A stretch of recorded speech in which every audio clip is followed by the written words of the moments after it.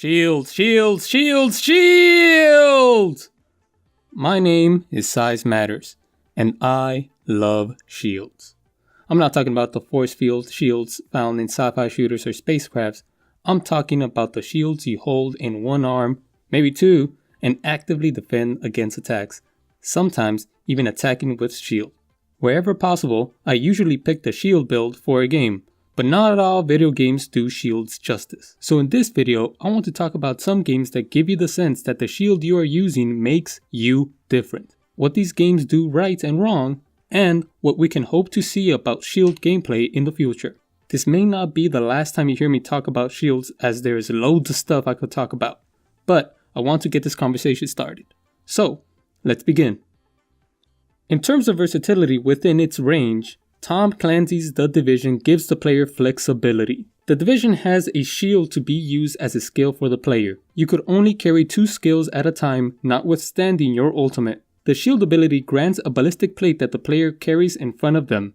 The shield has a damage threshold that, once reached, the shield will be discarded and a cooldown will initiate for the ability. The damage threshold and the cooldown for the shield are correlated with the skill power and the cooldown timer of the player, respectively. By default, the shield grants the player extra damage resistance and gives the player a 200% threat bonus so as to attract enemy fire. The shield offers 3 variants or modifications as known in game for the usage of the shield.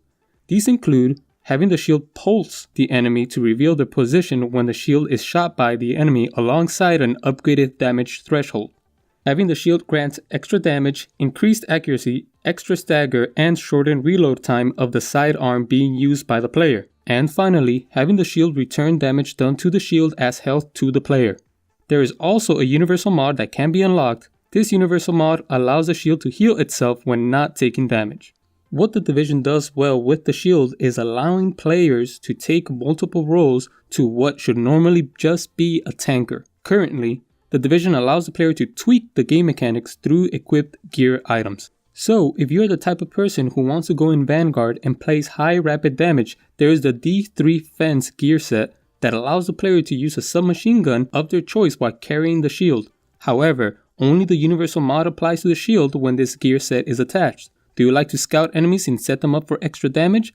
There's a Sentry's Call build that marks the enemy for extra headshot damage for every semi-automatic round shot at the enemy's head. Pair that gear set on with the Pulse mod for location of enemies or the extra damage mod for increased threat. Would you much rather prefer a status build? Equip the exotic holster that causes sidearm round to do EMP damage. The manner to play the shield is yours for the choosing in terms of PvE. You can change your stats around to allow for a massive damage resistant shield, or you can make attachments to increase your threat and become a usual tank. Pair all these variables up with a second ability that allows you to heal, grant damage buffs, do AoE damage, as well as alter stats to do more damage, tank for damage, or grant more shield buffs, and you allow the player to express their way of play within the ability of the shield.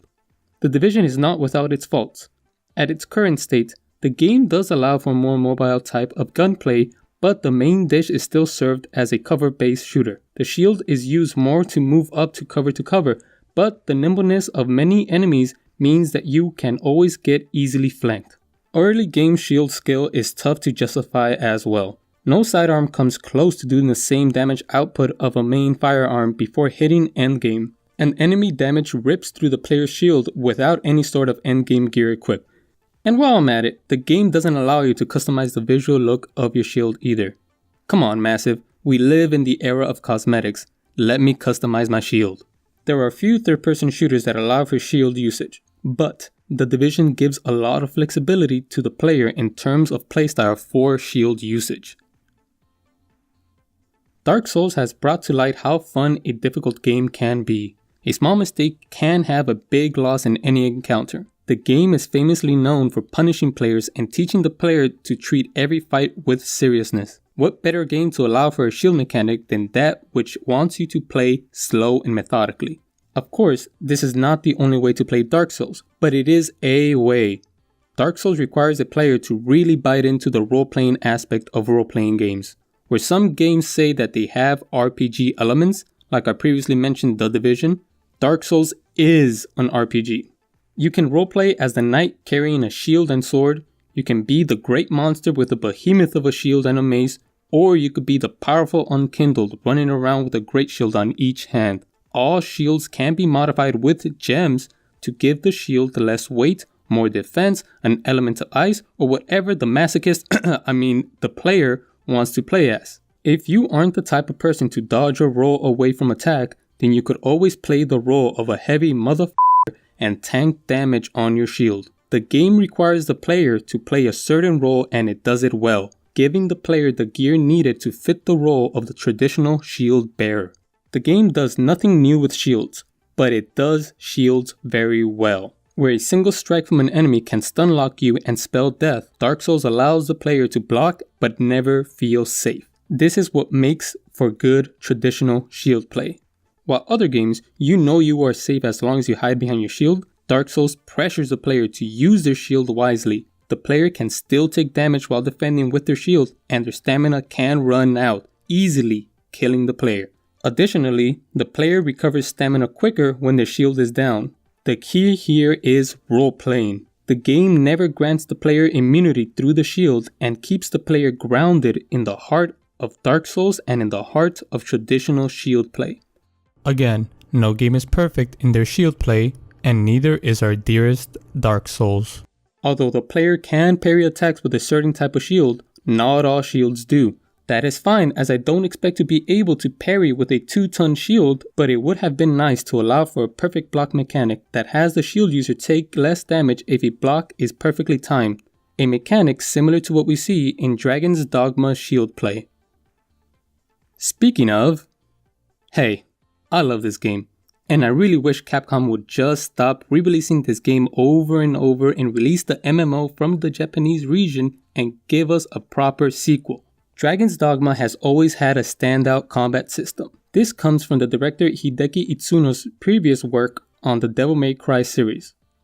In Dragon's Dogma, the player is set in one of 9 classes, 3 of which can use shields.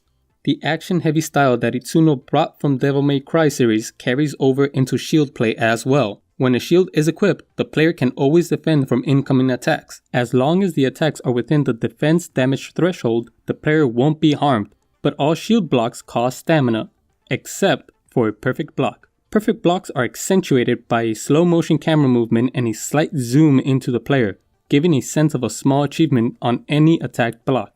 This mechanic carries over into an enemy encounter. The player can be fighting wolves or fighting a 20-meter tall cyclops. Almost all attacks can be blocked properly. This particular shield mechanic is especially useful for the Magic Knight class that the player can select. This class can enchant their shield and add a damage, a healing, or an extra defense mod to their shield. The spell is further enhanced when the player performs a perfect block, giving extra healing or doing extra damage. The shield is not only used for blocks. Dragon's Dogma carries the stylishness of battle to all facets of shield play. The shield can perform guard breaks, attract enemies' attention, perform some bashing, and even act as a springboard for your teammates to jump up and grab the enemy. It lets you have your cake and eat it too, feeling like a badass when you successfully defend the swing of a club of a giant, or having your teammate launch you into the air with their shield so you can attach yourself to a giant peacock. Did I mention the game also has a rogue class that carries a shield? Yes, you can be a sneaky person and still use a shield. However, the game suffers as well. Although you could play as a rogue with a shield, you do not have the freedom to equip what you wish the same way Dark Souls allows you to. A shield or a bow goes on your left hand. You cannot carry a shield in each hand, and shield attacks are limited to that of the abilities and perfect blocking. The game also does not have a lock-on target system, leading to moments where you encounter multiple enemies but can't focus your attacks or defense on a specific individual. Also, the player does not have full control of their companion AI, so as much as you want your companion to springboard into the sky, there is no command for that. Shields are also linear in progression. By this I mean that all upgrades lead to the same shield, where Dark Souls has you roleplay to a type where you can be a shield carrier that can resist the heaviest of fire damage but be weak to poison. Dragon's Dogma has a shield that is all around more powerful than any other shield, and that is the ultimate goal of gear. Yes, there are shields and gear in general that can be purchased and used that are especially useful against one type of enemy. These shields usually fail at all other type of defense and lead to the sound decision of only carrying the strongest overall shield you want to carry instead of being overburdened in weight. Our fourth subject of shield play comes in Rainbow Six Siege. There is plenty I want to talk about Siege and their mechanics, but for this I will only talk about their shields. The game only has 3 operators that use shields, but these operators are fun to use. The shield works as one can assume. It blocks enemy fire. Siege does first-person shield play well. Playing in first-person perspective, the player has to face the area of incoming fire and the rounds are blocked by the user's shield. Siege takes a traditional approach to shield users and makes them slow and heavy, being that the only attackers that are level 1 speed are those who carry shields. But Siege does shields well. One operator's sole purpose is to block incoming fire, extending their shield. This ability is very useful for team play, where in all previous games mentioned, fellow teammates cannot be perfectly coordinated. A team can perform a perfect win while rallying behind the shield user. The shield user does have a pistol they can use, but the accuracy is severely hampered while their shield is up, and as for extending your shield, you have no offensive capabilities. This teaches the player to organize with other players. Another operator allows for a more offensive type of shield play, taking away the extended shield ability but granting the player a flashing ability that blinds any player facing the shield. Additionally, this operator can close the gap easier between players by running with their shield up. This ability is all nice and neat, but gunplay is still stronger, and an inaccurate pistol cannot do the job by itself. Siege gives the player a shield option in a modern era, but still remains true to what makes shields great, by giving security to the player, but not invincibility. Yes, you could block bullets, but be wary of explosives. Yes, you can aim down sight with your pistol and shield, but this exposes you to incoming fire. Where all previous games let you play shield by yourself, Siege teaches you what the shield was meant for, to defend yourself and others. Siege demands teamwork from the shield player, something that is not often asked for in modern games with shields. Additionally, kudos to Ubisoft for allowing players to express themselves through shield cosmetics. Although very limited, it is still a warm welcome. As always, the game does make its mistakes. To the shield user, it may seem like they are being protected by their shield from all visible angles, but that is an illusion, as anyone facing the shield user can see that there are many angles of vulnerability. This issue is well known, and the developers have mentioned that no additional shield operators will be introduced into the game until they can solve this issue.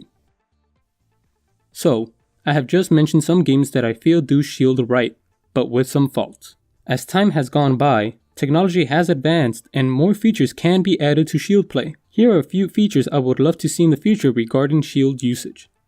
Number 1. Sticking to the shield user as if they were cover.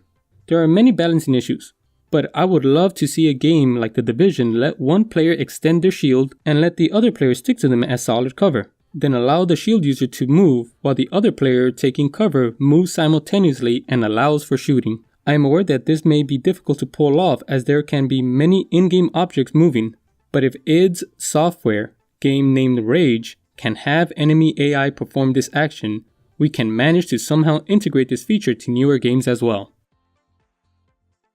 Number 2.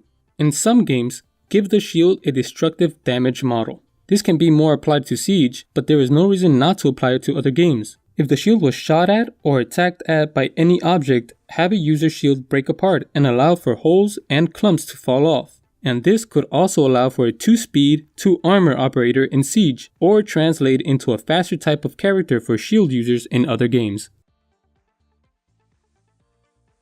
Number 3. Shields can have stylish gameplay too. Dragon's Dogma dabbled with this idea, and Dark Souls allows for some attacks to be performed, but shields can also be a fun weapon archetype. They don't have to do a lot of damage, but at least give me the ability to pull off some light chain moves or combos with the shield. If not, let me throw the damn shield as a last means resort.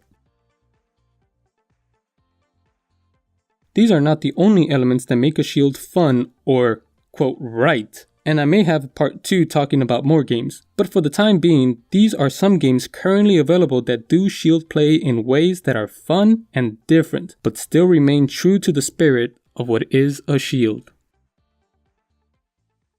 Hey guys, thank you for watching.